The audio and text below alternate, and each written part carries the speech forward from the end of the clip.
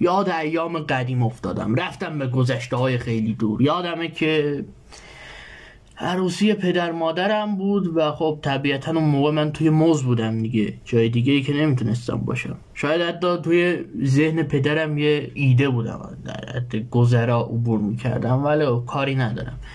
وسط عروسی بود که بابام یه موز برداشت و اینجا موز ندارم نشونتون بدم. یه موز برداشت و منو خورد.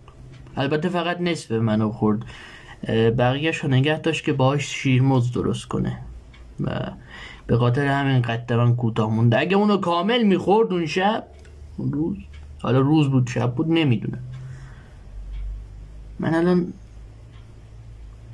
قدم کوچیک نبود، شاید 190 سانت بودم. نه تنها من بلکه اون